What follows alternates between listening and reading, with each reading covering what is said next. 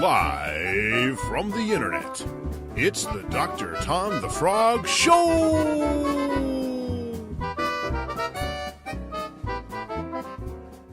Hi-ho, this is Dr. Tom the Frog, and you're watching the Dr. Tom the Frog Show, where we talk about tabletop RPGs.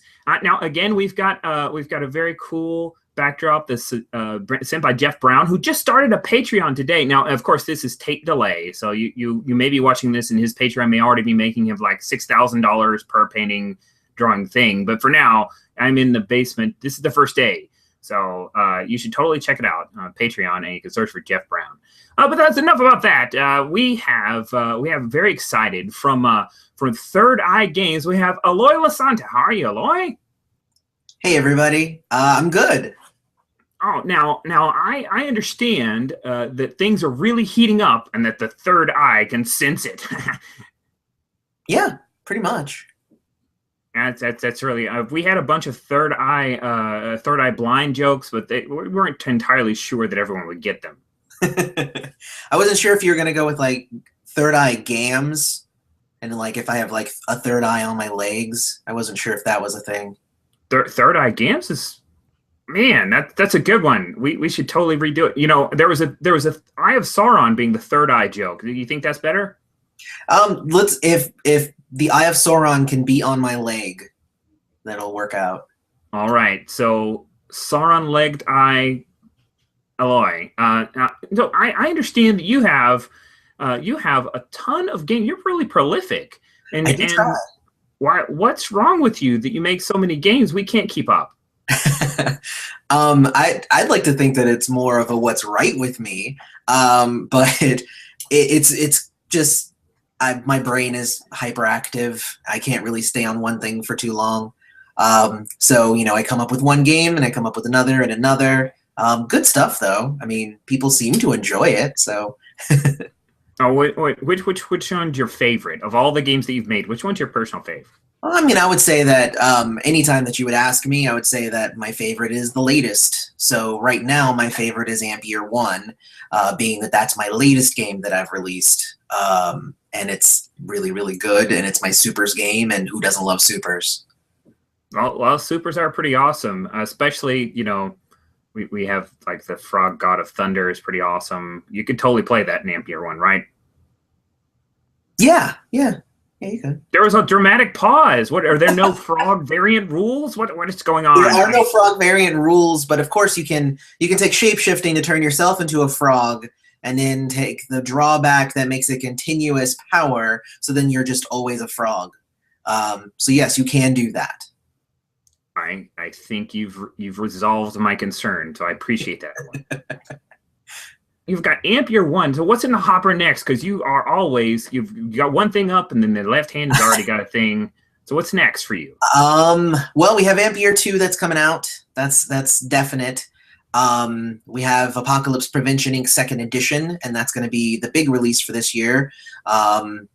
As well as a bunch of smaller releases. We have a Part-Time Gods of Fate book coming out, so it's the Part-Time Gods game, but converted to Fate core rules. Just tons of stuff. I'm working on like 3 other brand new games that I'm trying to keep under my hat for a while until they're ready for the public to kind of see. Well, yeah, but I would imagine with that hair, it's got to be a big hat. Something's got to slip out here. Well, I actually grew my hair out because hats don't work for me. I've just never been a hat person. Like, you know those people that they put on a hat and you're like, oh man, like that hat looks so good on you. Like, I've just never been that kind of guy. So I was like, I'll just go with the hair. You mentioned Apocalypse Prevention Incorporated. Have you ever thought about doing like an Apocalypse Prevention Incorporated Mermaid Adventures mashup? I mean, like a G-rated Waterworld, but hopefully better. I mean, it'd have to be better than Waterworld. I could totally see something like that. There actually are mermaids in the API setting, but they're not anywhere near as nice as the mermaids of Mermaid Adventures. Huh.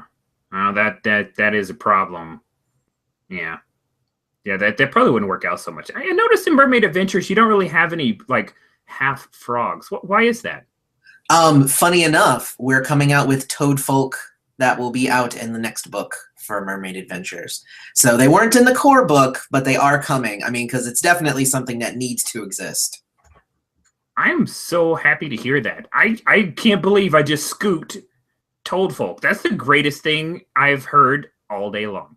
It is pretty cool, and I promise, like, I'm not making that up here. Like, it's already written and then edited, and it's going to be going into layout here soon, so it's already done. Gosh, my mind is blown. This is all right. Well, enough talk about games. I've got a serious question for you, Eloy. I've got a serious question. Are you ready? I am. All right. Hold on. Are you sure you're ready? You look sort of ready. Oh no, I'm like 95% ready. Okay. Well, what is it going to take to get you to 100%, Eloy? I think you have to actually ask the question. All right. I can do that. Here we go. If you were an anime character, which weapon would you use, Eloy? Oh wow. I think I would use a bakken. That's the wooden sword, because it's the kind that you can totally beat up on somebody, but then you don't have to actually kill them.